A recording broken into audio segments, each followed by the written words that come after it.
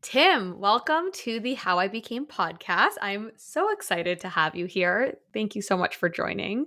Kelly, Um, thank you. of course, of course. I want to jump in and just talk about you for a second. And if you can share a little bit about who you are, your story, you have a lot going on your plate. So, kind of what you're working on and what's keeping you busy.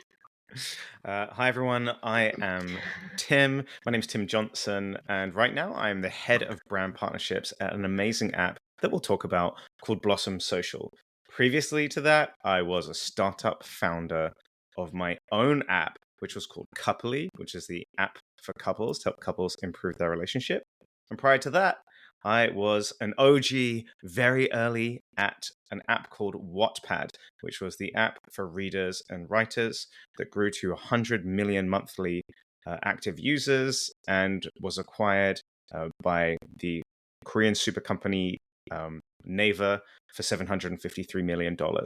So I've been in the consumer app space for, I think, over 10 years now.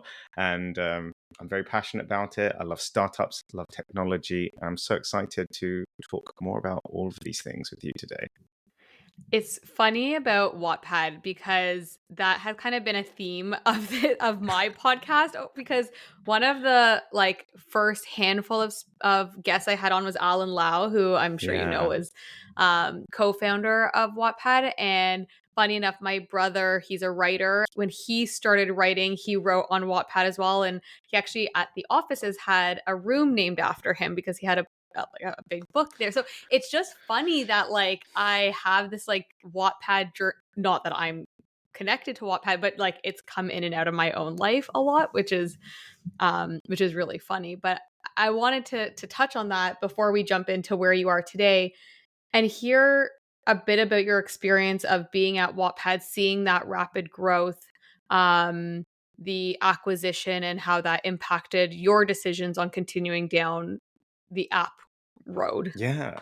Yeah. It was the most incredible ride of my life. I think every person that works at a company, every founder wants to experience that rush of true product market fit. And I Yeah. feel so blessed to be experiencing that now at Blossom Social, which is the app for investors. But essentially, when I talk about that rush of product market fit, the only way to describe it is sort of like like being truly, the cliche one is being on a rocket ship, but I feel like it's more like a rocket ship powered by like fairy dust because it feels very magical and there's lots of things that happen that just happen a little bit quicker than you're expecting. You get access into different rooms and different people that aren't normal at perhaps the level of your career that you might be. And so at Wattpad, for anyone listening that hasn't heard of it, even though there's been a few episodes around it, it really got popular because it helped solve this huge problem. And here's the problem, right? There's 1 in 1,000 books get published. Your brother knows this. And which room was named after your brother, Kelly? I don't know if it was Salt Spin was the room or Strange Yarns was the book Strange that he Yarns. wrote. Yeah, yeah, Yes. yeah. Strange Yarns. Yeah, no, Funny, you know it. I've had probably 100 meetings in that room. And so for authors, right? 1 in 1,000 books gets published. Just 1 in 1,000. And so for all these authors, there's all these people that have written all of these books and they've got nowhere to go.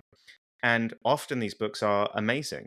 Perhaps these books feature more diverse characters or different storylines, or they're more on the fan fiction side. And so there's all this talent out there, all these novels, and they had nowhere to go. Wattpad became the place where authors could share their stories and readers could find stories around anything. So that was the product. That was why it managed to tap into this really untapped market. And then as a company, I think there were two really big magical things that were happening at that company. One, Alan and Ivan, the founders, Alan just like had a very, very clear direction and a very clear vision of where to go. There wasn't too much like second guessing. It was just like, hey, we find great IP. We take that IP and furnish it to an audience. We sell it into movies and TV shows, which they did with several huge films coming out of Wattpad and TV shows now. My Life with the Walter Boys on Netflix, the After movies, there's a whole bunch. And they knew that their IP was valuable. And so we just need to help get that IP to people and we're going to get acquired for a lot of money. Yeah. So that's one part. The business part is like solved. We have a route to success. And then the culture part was amazing. Wattpad was a place where people felt at home. People loved being in the office. It was very normal in the early days of Wattpad for everyone to still be kind of hanging out until maybe 8 p.m. and working away in the office and just having an amazing time. So those were the two elements I'd say that made it really, really special. You worked hard, but you definitely had a lot of fun and played very hard. And the office really was that home for everyone to do so. How did they encourage that type of environment without it being that if you're there at 8, you should be working? Because you're still in the office, so there might be this like, well, should I be at my desk or is it okay to like grab a Oh drink and yeah, hang out with some friends at the office? yeah. And you have to have like somehow create that environment that's okay. And I'm curious if you've thought about how they actually created that culture and not just that one specific element of it, but the whole it feels like home environment. Yeah, a big part of it was the way the office was set up and decorated. It was very like booked themed and like lots of couches. It was a brick and beam building, so really you did feel very comfortable there. While you had your desk and area, there was tons of places just to hang out. And then the second part was like it was very social. Like everyone was very, very good friends. There was a Scotch club that people used to go to. There was always dance parties, so people would go out and then come back to the office afterwards for a dance party. I'd say you're working with your friends, and it Oh, was a lot of fun. There was an annual boat party. There was, like it just was like very culturally, people were very good friends with one another. And I think when you're and it was very exciting, right? Because yeah. when you have a product that has such good product market fit, small things that you do can make a really big difference. And there's a lot of room. Like any startup knows, like if you can have an outsized impact on a really big community in a way that you'd never be able to otherwise. So it was really fun to come up with new ideas and things to do because they'd often be successful because the community Right. loved it. And it just gave and it was a very permissive environment. It wasn't too hierarchical. Alan used to sit next to one of the interns. Alan didn't have a crazy office. He just had a normal desk. He working in the kitchen. It wasn't very divided or divisive. It was really quite flat and a lot of fun. Yeah. It's really special, and I was just listening to this podcast this morning. I don't know if you've listened to the All In podcast. Yeah, of course. Okay, so I love it, and this it's actually from Friday's episode, but I just got to it today, and they were talking about remote work and how Mm, we thought maybe there was a way that we could all work from home and it would be totally cool, and now one of I think it was Chamath saying that if he looks at his portfolio of investments, the companies that have been doing the well, doesn't matter industry, doesn't matter size, doesn't but are the ones that have people working in office. And I think you're speaking to some of that like it's also you have this really strong connection with your colleague, so you don't want to let them down. You want to mm. work a little bit harder. You want to show up for work because you also know them on a more personal level. Um, but I'm curious if whether it was Couply or Blossom, if it's remote or in person, and if you're seeing any of those elements come through today, or how you're replicating that if it is more of a virtual setting. Yeah, and with Blossom, our team is in. I'm in Toronto. The rest of the Mhm. team's in Vancouver, and then more than half the team is in India too. So we're in a bunch of different locations. Blossom does a really special job of building the community amongst the founders and the staff. On the Canada side, pretty regular meetups. So get together in Vancouver. Had a had a spa day, and I know that the founders will do like games night. They go rock climbing, and then we've also, as we do events for our community, so we've just finished an incredible roadshow where Blossom did events in Toronto, Montreal, New York, Calgary, and Vancouver. Right. Had over 1,200 investors come out from across corner to corner, which was absolutely amazing to see. And we come together as a team for that. and then we have some other events later on in the year that we're coming together. So it's sort of like these periods of remote work punctuated by decent amount of in-person time. The founder spends a lot of time in Toronto, thank goodness, so I get to work. You get FaceTime. Yeah, I get it. Max and I have a great working relationship, and we get to work together a lot, which is really fun too. That's awesome. I think there's the flip side of the benefit of remote work is that you get to tap into amazing talent anywhere in the Mm, world. Like if mm, you're in Toronto and you only get Toronto talent, which is like incredible in mm. itself, but just the idea of you can I remember when I was at Shopify, that was like a big pitch of the fact that we're going completely remote, is that you're not bound by physical boundaries, and it makes a really big difference. But it's interesting to hear kind of how Blossom is combating that and still creating a really incredible environment. I got sidetracked with all of this stuff because we jumped right into it, but I did want to get to know you a little bit. And you've talked about failing, but failing ahead. What do you mean by failing ahead? Yeah, I mean, and this came from Kelly's question, which was like, what would you say have been like your keys to success? And I was like, I feel like I've just had, really, my life has just been like a series of me trying to do things and then endlessly sort of failing at them, but it's still kind of turning out okay. So my first half of my career, my first 10 years of my career were in the non-profit space, and I really wanted to get into tech. I was writing like your brother. I was an aspiring author, and I just wanted to work at, really, I wanted to work at Wattpad. Um, and uh, and so I saw they had this job, which was director of brand partnerships. And I was like, wow, that'd be perfect for me. I'm in fundraising. It's very similar. And so I applied for it, didn't get it. But they were very kind and said, hey, like, you really don't have the experience that we're looking for. But like, we'll keep tabs. And as my career as a influencer on Wattpad, not took off, but I did okay. So let's talk about failures. All right. So one, failed for my initial job. Two, as I was writing on Wattpad, I was gunning for the number one spot, but just couldn't get it. So I was like the number two fantasy action author. The person that got number one, his name's Taran Matharu, right? And he is an awesome author. So I couldn't topple Taran from number one. I was just like constantly number two, which was very, very frustrating given I That's was so spending frustrating.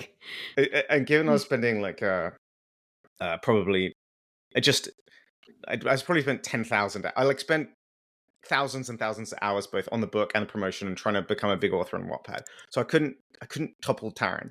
And then eventually Taran's book finished and I was number one for like a day. And then another book came up that had been coming up and crushed me. So I never really got to really experience that.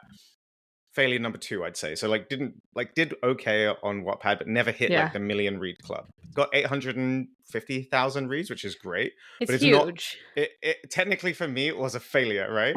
And then as I then put out and try to publish this book, it didn't go anywhere. I got rejected. While Taran got the best agent in the UK, and his book, when it was published, became a number one New York Times seller along with the sequels. And we had a friendly it wasn't really a rivalry because he was quite significantly ahead of me. We actually just became like really good friends. I was very happy for him, but at the same time I was like, oh my gosh, this is somewhat painful.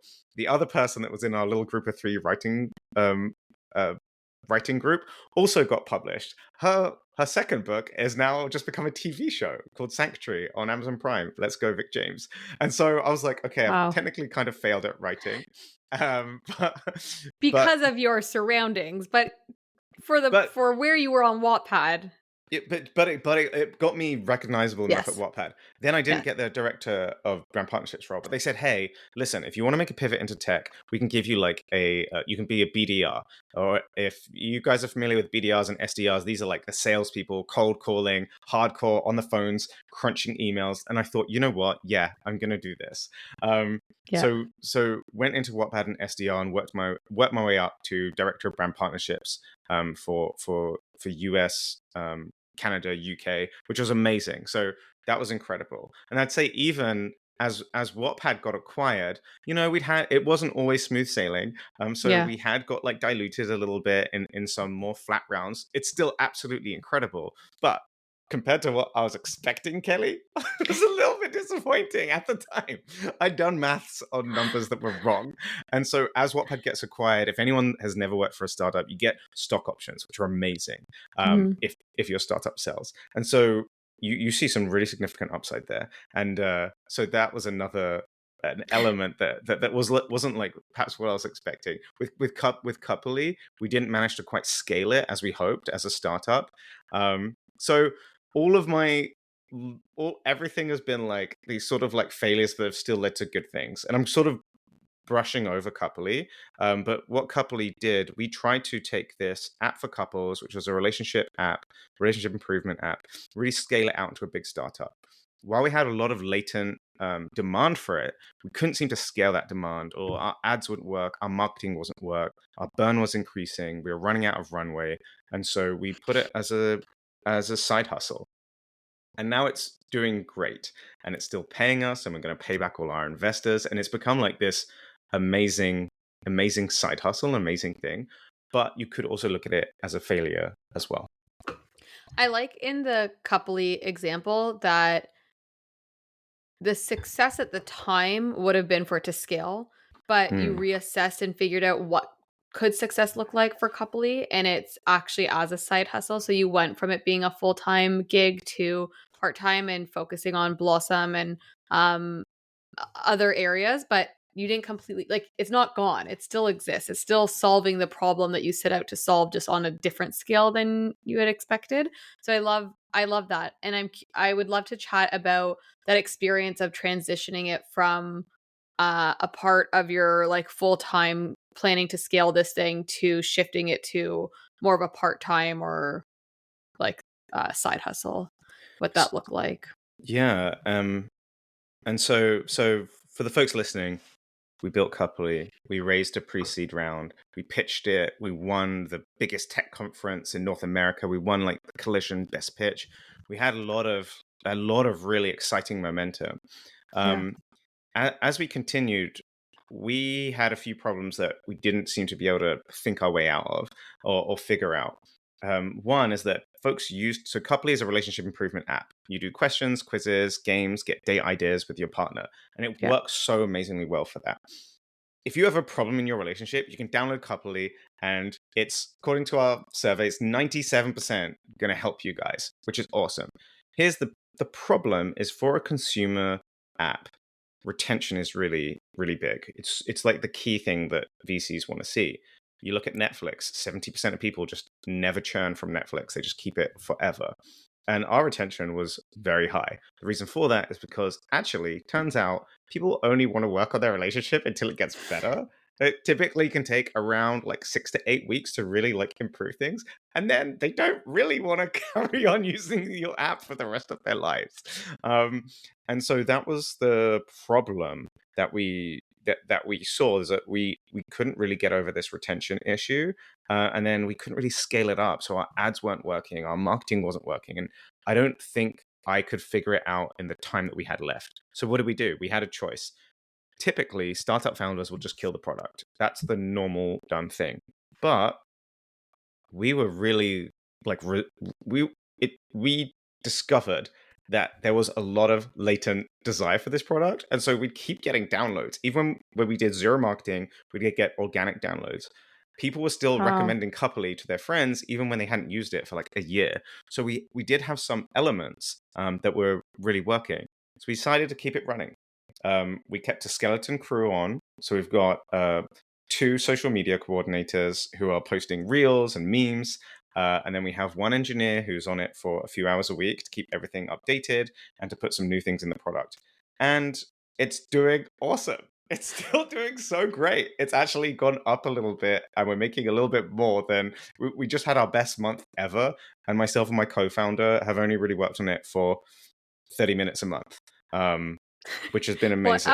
a such a bizarre success story if you think of it. Yeah, yeah. And the big win for me is that we're going to be able to pay back all our investors their money. So we gave our Yeah. investors a choice saying, hey, this is going to be a 10-year thing. We're still working on Yeah. translations. We're going to translate it into Spanish and French and all these different languages. But it's going to take a lot of time. So we gave them choice, said, hey, either you can get your money back or you can stay in for long term, knowing this is going to be a slightly longer time horizon. And so around half our investors stayed in, half them stayed wanted out. And so we can be able to pay them back in the next few months, probably around Christmas, which for me is A huge. weight off your shoulder.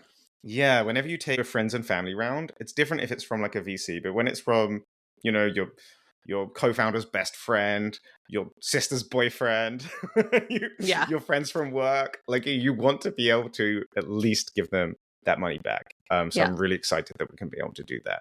So that's been the story, and I guess the lesson was like, wow, it's so important to set up a structure and a system that allows things to run it by yourself. And it's possible to be a business owner and not need to work like a dog on the business every day. It's okay to own an asset and let other people run it to the best of their ability. And that's been amazing. Do you ever feel like seeing that you had your best month? Do you ever have like, well, like maybe there is still something there? Do you ever feel like a pull back to it, or are you like pretty confident in the decision that you've made and how it's operating now? You like it's hard to overestimate. For me, being a founder is very all encompassing, and not pushing a rock up a hill and trying to get it to go to that thing where it's going downhill and you're getting momentum, but Mhm. instead you're just endlessly pushing it uphill is completely mentally exhausting. And imagine like coming up with the best idea, thinking this is going to absolutely kill it, and then you get zero response from it. Doing that over and over again for years was my experience.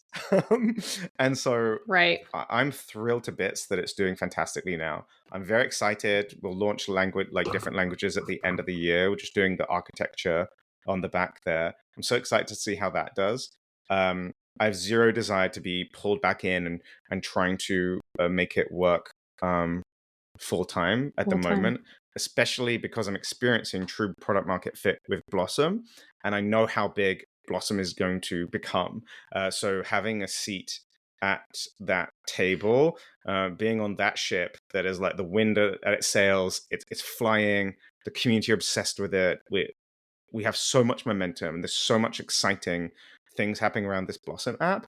I'm very, very, very happy to be on this rocket ship. Really nice place to be in.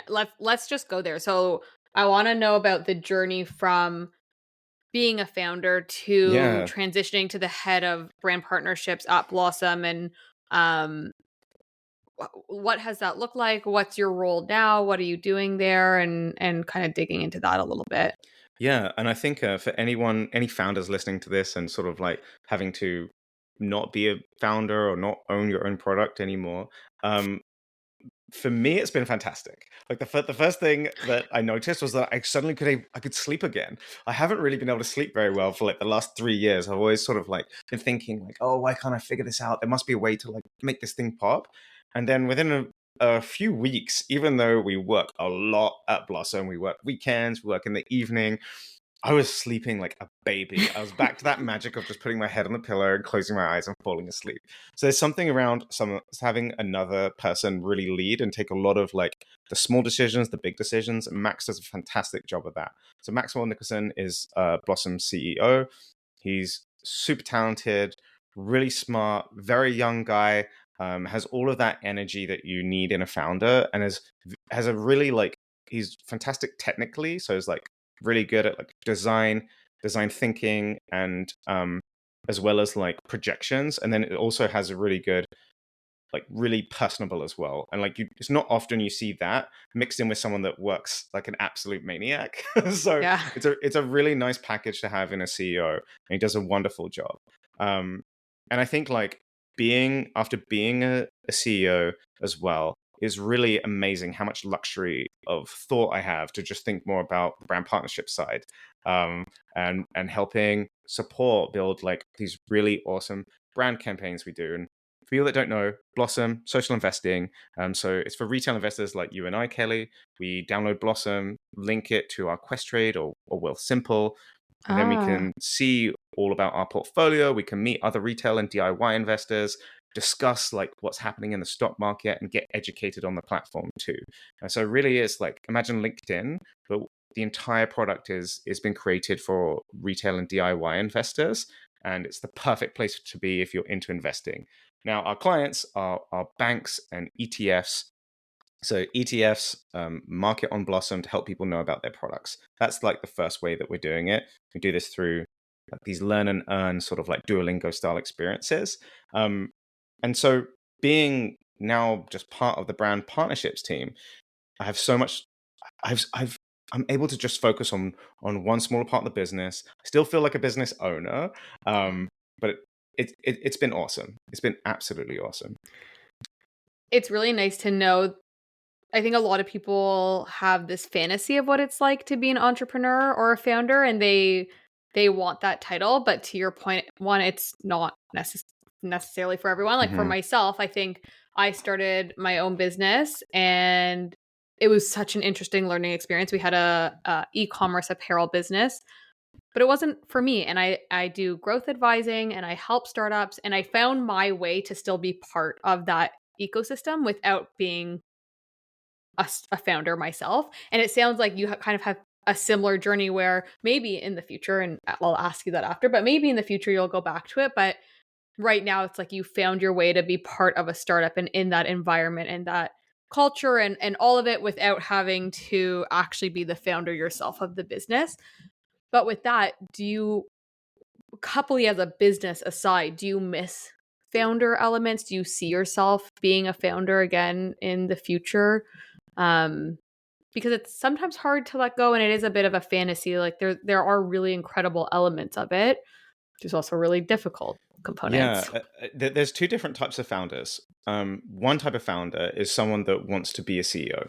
So you've got one type of founder that will quit their job because they want to start a company. They might not Yep. know what kind of company it is, but they know that they want to start a company. And then you have another founder that has an idea, and then they build a product to fix that idea. And Yeah. that's me. I didn't really have a. In fact, I would say I probably never really wanted to like have like a really big company. I just had a really sweet idea that, and I wanted to see that idea become successful and get into as many Yeah. people's hands as possible.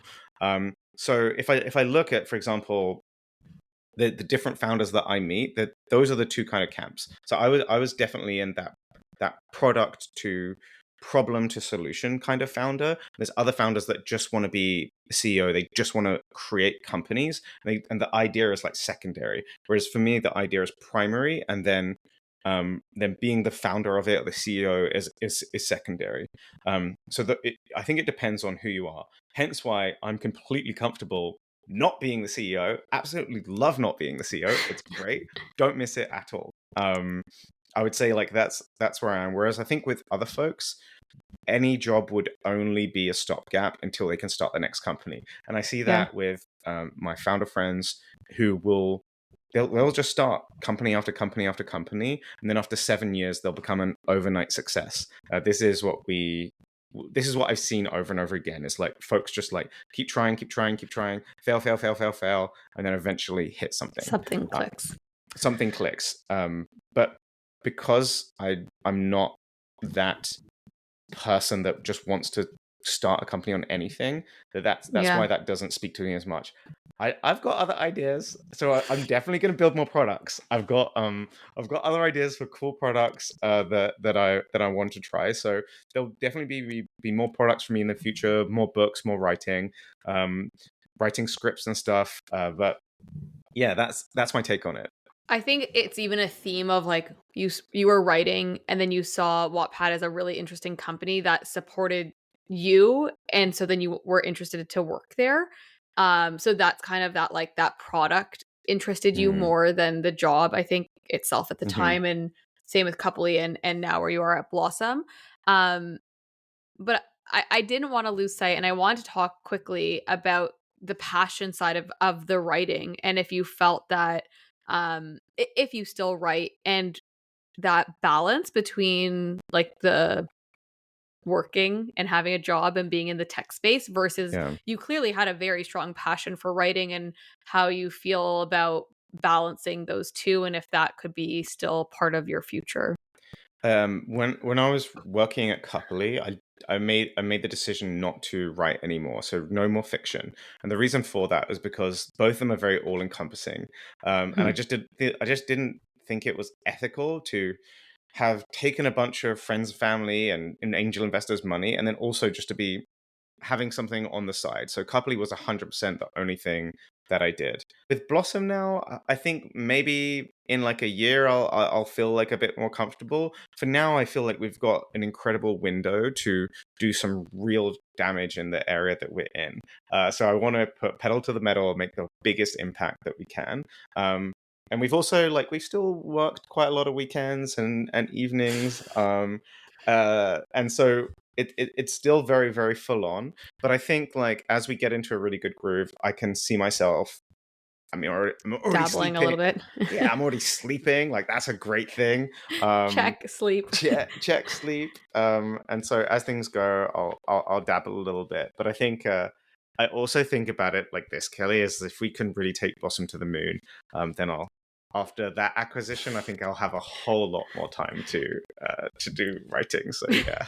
Maybe do more scenario hopefully it is beyond your expectation, but do the scenario plannings of like base case, high case, low case, so that Yeah. you're as excited about any of the outputs. But that is really exciting. So is that part of the plan of Blossom, is to exit in the next X amount of years? Is that kind of your hope, being part of the I company? Does it matter I to you? I don't think it. I don't think. I think what the company wants to do is make um a really strong, resilient company that makes a ton of cash, and that's the process that they'll do. I think if you Yeah. build a company with an eye on an exit, it's not the right way to do it. Companies are No. bought, not sold. Create the rocket ship, bring in a bunch of money, and good things will happen. Oh, I really like that they're bought, not sold. I have had conversations and it sounds like um the founder is building to exit, and I'm always curious if we had some way to look at all the founders and take a survey of what's the goal. Is it to build the best product in the world? Is it to build the most user-friendly product in the world? Is it to exit and see where do you end up based on your early goals? Because I'm sure that there's a correlation of success, whatever that success might be, based on what your earliest Mm, goal is. Because mm. I imagine if you're going into it with the goal of exiting, how you build that product is probably going to be very different than if you're going into it to solve a true problem. What do Yeah, you? and VCs look at this a lot, right? Because they're like, is this founder actually exitable, or is their entire identity wrapped in and around this product? So, like, will they Yeah. ever sell this, or is this? Can we just see this as like completely unattached from them? So, I think it's really healthy for a founder to, if you're looking to raise VC money, to be able to have your company as almost like a separate thing to you and understand that someone you make it so it can be acquirable versus like meshing it in with you so much that it feels like difficult to extract. Um, and then the second thing I think is I, I don't I don't yeah, maybe there are people that have managed to like flip companies, because I was going to say I'm not sure if you can go into it just like looking for a quick exit, so to speak. There are folks that have definitely managed to flip companies. I've seen people do things where they've like bought land, got the okay to put a wind farm on, and then sold the land with the okay for the wind farm, and just like And that ma- was the business. yeah, that was their one and done, and now they're retired. So you've seen some things. I've seen some things happen like that. Um, but I think like with building a really really good product, you can also get to the point where you're making a lot of money. If you have a really big Series A, the founders can take some cash off the table and be kind of set up. And it's like, how much money do you really need to be set up, right? Maybe if you've got your house paid off and then you've got a bunch of cash in the bank, all of a sudden you don't really want to sell. You want to see how big we can make this thing, because there's no financial pressure and you're just doing it for fun and to just go as hard as you can. So Yeah. I think it just depends on the rounds. It depends on the founders. It depends on a lot of things. Has Blossom been continually raising, and what has that experience been for you? They've just raised Blossom just raised $2.5 million, and Congrats. it was the fastest. Thank you. It was the fastest Canadian crowdfunding round. So $1 million of that came from the Blossom community, which is insane. It's absolutely Wow. wild. And they did that in just a few days. They're expecting it to take 3 months. So that big Blossom tour, initially they were thinking, oh, this will be perfect for us to speak to all of the community and kind of do a bit of fundraising on it as well. No, there was an absolutely massive That's appetite. insane. Yeah, and that's when I talk about product market fit. And I feel like that's a very glib way of saying it, but really you have like an absolutely fanatic community that completely love your product, that are driving hours to come and meet other people that use the app, that are seeing life-changing things happen on the app. We've got people saving up $1 million at the ages of 32 and retiring. We've got 21-year-olds saving up their first 100K from doing side hustles and building people websites and then making content. And it's very inspiring inspiring community and very inspiring place to be for people. And so it sounds like small me saying like, oh, it has product market fit, but the actual like existing and being part of it's massive. And so that's why they were able to raise that cash really fast. And it puts them in a really strong position, because if they need to, they can go back to the community. But I know that Blossom has a lot of goals they want to hit before they gun for Series A. So yeah, it's still in its infancy, seed stage company, still very early, Yeah. but with all of the right signals. And it seems, I mean, I've followed a little bit. It seems like you Yeah, guys have had a lot of success with a really tiny team. So I think yeah, the last we connected, it was a team of four with yeah. with additional team. What With remind me 11, what with this is 11, yeah, in it's a team. India? It's a team of 5 in Canada and 11 Yeah. in India now. Yeah, so Blossom has an incredible CTO. His name is Kartik, absolute weapon, and he is Indian and able to just just such a talented CTO, and is able to obviously run the team in India really well. So that's how sort of the app has been able to push out iteration after iteration almost weekly, and so many features. Like it's the pace of development for the product is absolute breakneck. And so having a larger team in India who's are so talented has really helped do that. How has how has the iterations been decided on? Like, is it consumer led that this is what they're asking for? Do you see the uptake of the new features as fast as the features are being pumped out? Yeah, Because it's hard for yeah. consumers to adapt. Yeah, it is.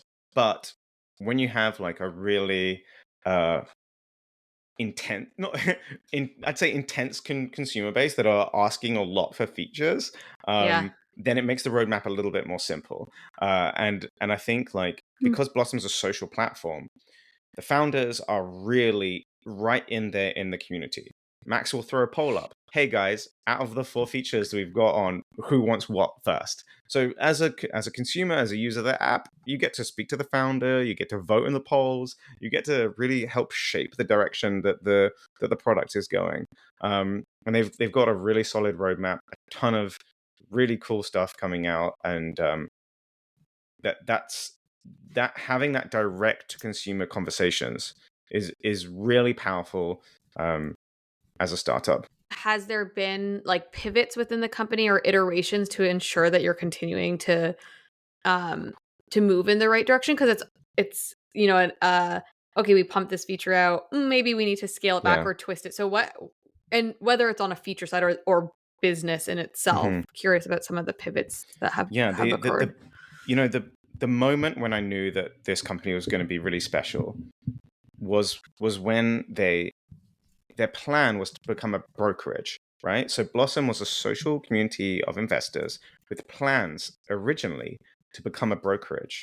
But Max, being very data driven, complete data nerd, was doing the projections. And to make some money, they started doing some brand partnership stuff. And then as he was looking at the amount of revenue per user, he was thinking, wait a second, there's a whole separate space for us here. We've got the Mhm. Wealth Simples, we've got Questrade, we've got Webull coming in, Moomoo. Blossom can sit on top of these as a layer that plugs in to everything. So for Kelly, if you're investing on Simple and I'm on Questrade, there's no platform for us to talk about stuff. But on Right. Blossom, we can become friends. My portfolio is shared, so you can see what I'm investing in. Your portfolio is shared, so I can see what you're investing in, and it plugs into all of these different players. And so it then becomes this layer Mm. on top, this big social layer, all backed up by people's brokerages, and becomes an incredible place for conversations, and then an incredible place for also brands to reach this community with their message. Because it's highly regulated area, there aren't very many places that they can do that. And Blossom becomes the perfect place to do that.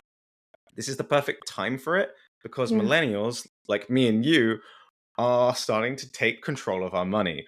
We've looked at the books, we've looked at the math, we've seen what these 2% management fees do to us. It takes 10 years off our time of retirement. If we're not managing it ourselves, you're losing 10 years. You could retire 10 years earlier managing your money yourself than putting it in a mutual fund. That is wild. Frankly, it's a little bit disgusting that we've been Yeah. tricked into this. It's sickening. It genuinely is sickening.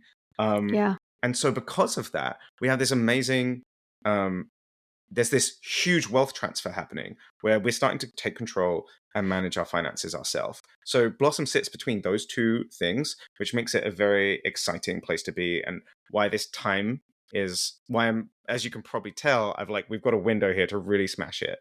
Um, Why yeah. what is that window? Like, why now? Why is because you mentioned a few times that right now you wanna, like everything else is on the back burner because it's all in right now. What makes now special?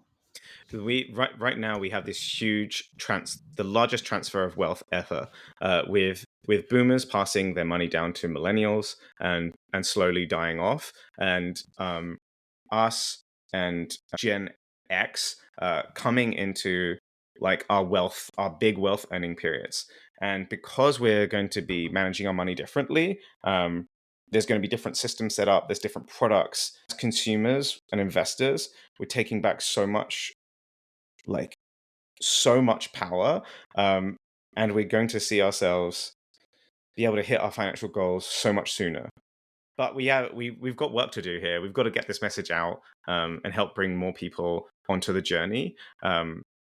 But it's happening. It's really happening in like a very major way. And I think if other places haven't woken up to it yet, in a few years they're going to be in for an absolute shock. It's so fascinating because there's so much about everyone feeling like every single doll and there's a range of financial stability and where people are at, but I feel like a lot of the conversation is on affording groceries, getting my Hmm. avocado, Hmm. making every dollar count. But I think it's really important for us to also think about, yes, of course, like we have to live life right now, but also considering how does our any amount of savings that you're putting in today impact you down the road? Because I didn't know that I never like connected the dots on the 2% impacting me down the line and how that's going to drive my future. But it's so important to consider that and being part of an app or a tool like Blossom where I can learn some of those insights to prepare myself, start preparing now for down the road. So really exciting. I get it. I get it. This is such an important conversation. Look, I really want to say this as well, is that I mean, I have just started to get into this properly. The first time I learned about the importance of managing your finances was when I was at Wattpad, and our lawyer, she was early 40s, had just announced that she was retiring. She's like, "Hey guys, I've saved up enough money to retire." Wow. And then she did a little AMA and a session on how she managed to do it. Now, at, I have gone back and looked at some of my finances. So I made some finance moves back then, but honestly, when I was working at Couply, I was getting so low paid that I didn't really check into it that much at all. Right. Now I'm at Blossom. I'm in the community. This weekend I was just doing some looking into like my RRSP. So I had one that Wattpad matched, and I kind of left it alone. And because it's been 5 years, I've got to see that through the money that I manage myself. And when I say manage myself, I really just bought a simple S&P 500 ETF over the 5 years. That has gone up. I think it's something like 93%. And then the money my RSP had gone up an average of like 6% per year with a 2% management fee. And it was costing me thousands and thousands to leave it there. And it was Yeah. just, all it needed was like an hour of focus to me to like find the forms and do it on Questrade and request to transfer it in under my management. But if I'd have done that 5 years ago, I would have probably have had an extra like $30,000 or doubled it in that time. Whereas instead, it cost me so much to leave it there. So I'm figuring this out right now. I'm doing this work right now. And I hope that everyone else can as well. What are like you're getting into Blossom. I'm sure it's been Mm. information overload for you. So if you were to pass on information to myself or someone who maybe hasn't given it the time of day that it needs, Yeah, what are where should someone start? Is it downloading the Blossom app, or you know what I mean? Like how do you even start thinking about it? Because it's very exactly. overwhelming. It's completely overwhelming, and it's actually been specifically designed to be overwhelming, right? It's supposed like the financial system is created to be confusing because where there's mystery, there's margin, right? So they want you to be Yeah. confused. That it's actually it's not you, it's them. And yes, on Blossom they have an education portal. Brandon Beavis, if anyone is like remotely familiar with finance, they'll know Brandon Beavis. He's a huge Canadian YouTuber, a true OG. He teaches the Blossom investing education portal in the app, along with Joy Yang and Shay. They've got some other big names there of creators. So yeah, Blossom has an education portal that will literally walk you through this because it's the most common thing. The other thing is you can check out some great creators as well. Check out creators like Joy Yang, Adrian, Canadian Atisha, Adrian Barr, and then Brandon Beavis as well, if you want to look at some videos, and they'll answer a lot of the standard questions. And then finally, of course, like join the community on Blossom, but I think it's so worthwhile doing a little bit of education first. Totally. Okay, great feedback. If there was a myth you were told when you were starting Couply, or even just in the tech world in general, a myth that you heard that now, you've been in the game for a while, what would you dispel for individuals getting into entrepreneurship? I think the myth that I'd really like to dispel is this idea of gut feeling. Just because you think it's true. Yeah. Um, it it is supposed to be hard, right? It's supposed to be hard, but at some point your idea might be the wrong idea, and that's completely okay. I think test an idea against the market, but just because you in your gut feel like it's supposed to be true, um, like test it, and it's okay if it doesn't work out. I've just seen too many founders basically destroy their lives because they've had an idea and they've been told like you keep pushing it, sell the house, sell the car, move into your mum's basement, and Right. keep going, and then it doesn't work, and then they've really have lost out really significantly. I'm not saying not build it. I'm saying build it, test it, even build it as a side hustle at the beginning, test it against the market, see what comes back. But if that feedback is consistently negative from the market and it's not working, it's okay. You're not a bad person. You're not even a bad founder. It's okay. I think that's the myth that I want to dispel. I think it's sometimes hard to hear that, but it's probably the right thing, and um hard to make those decisions when you've kind of gone all into something. Um but sometimes it's about putting the ego aside, which I think is the point there. And then lastly, more on less about founders themselves, but you. The podcast is called How I Became, and we talked a lot about your journey and shifts and pivots that you've made throughout your career. Hmm. If you were to think about Tim now and how Tim became dot dot dot, how would you fill in the blank of that episode? How I became. What would you name your? Okay. Um, I think it would be how I how I failed ahead. I think that would be one, or something around love and money, because I guess my last few years have been around love and money. So something around that I think would be really good. I love that. Amazing episode. Tim, thank you so much for coming on and sharing your journey. I can't wait to get this podcast out. I think there's so many nuggets of insights and learnings. I hope everyone goes and downloads the app. I know I'm going to immediately after this. And it was such a pleasure chatting. It was such a pleasure. Kelly, thank you so much, everyone. Really appreciate you listening. You can find me on LinkedIn, or I'm Tiger Tim on Blossom as well. So feel free to hit me up there too.